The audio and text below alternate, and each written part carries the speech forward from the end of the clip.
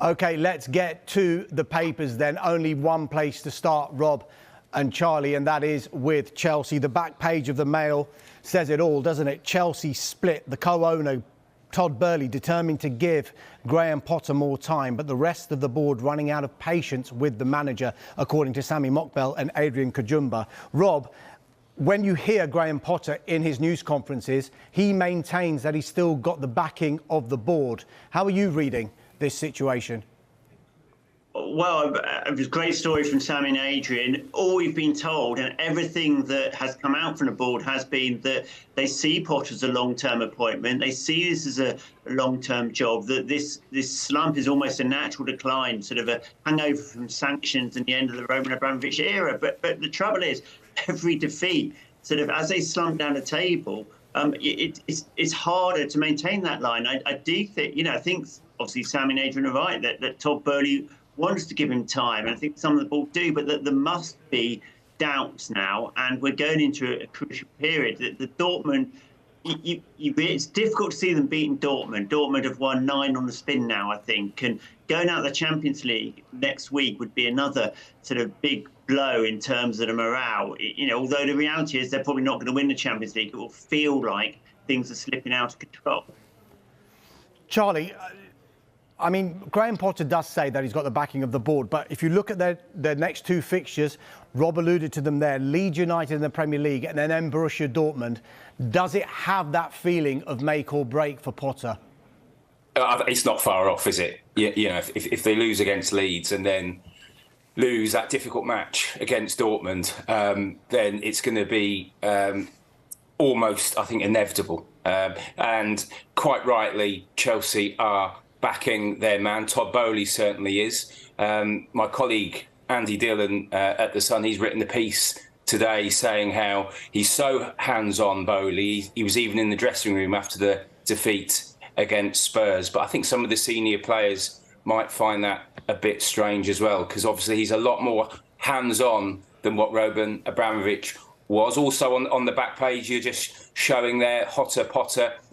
Potter basically said, in this type of job, you have to win, but you also have to handle it when it's not going so well, because otherwise the place burns down and you don't get the chance to get the results. Now, of course, Graham Potter wants the chance to get those results, but this simply cannot continue. And of course, as we know, if Chelsea don't get into the Champions League, or certainly don't get into Europe, they're not going to get into the Champions League, are they? Then it's going to be an absolute disaster, just not on the pitch, but financially as well. So proper crisis point for Chelsea at the moment. I know some might find it difficult to have sympathy for a club that spent over £500 million in 2 transfer windows, but is there a degree of sympathy towards Graham Potter, Rob, given he joined the club once they'd bought all of those players in the summer? There's a lot of goodwill towards Graham Potter, largely because he's probably our best sort of English coach, or best prospect of a coach to potentially replace Gareth Southgate.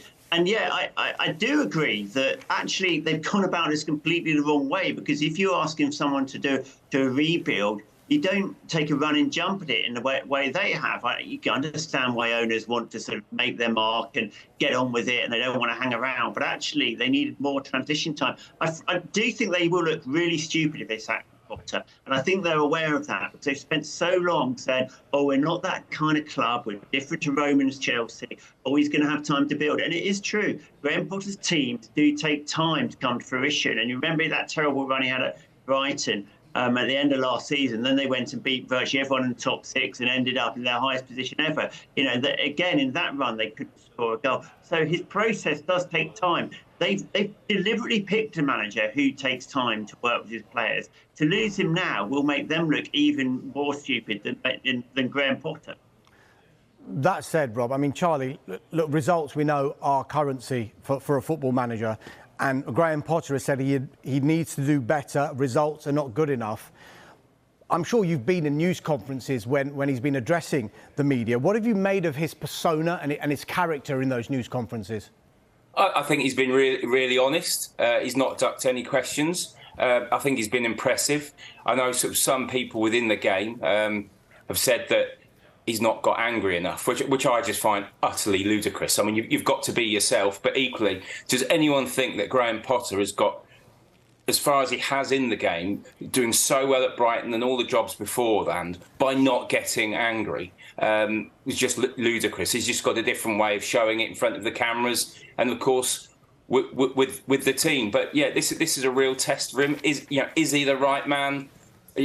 For Chelsea at the moment, with the way they're doing things, maybe not. But I think there's every single British coach at the moment that aspires to get into the Premier League and hope to have that chance. They're all rooting for Graham Potter here because, we really do want, more British coaches to be given the opportunity. So it would be a real shame if it ended after a few weeks. At the moment, he needs the players on board. He's obviously got the board on board, but he needs the supporters as well. And when he loses those three, then I think he's had it. But hopefully he can turn this around.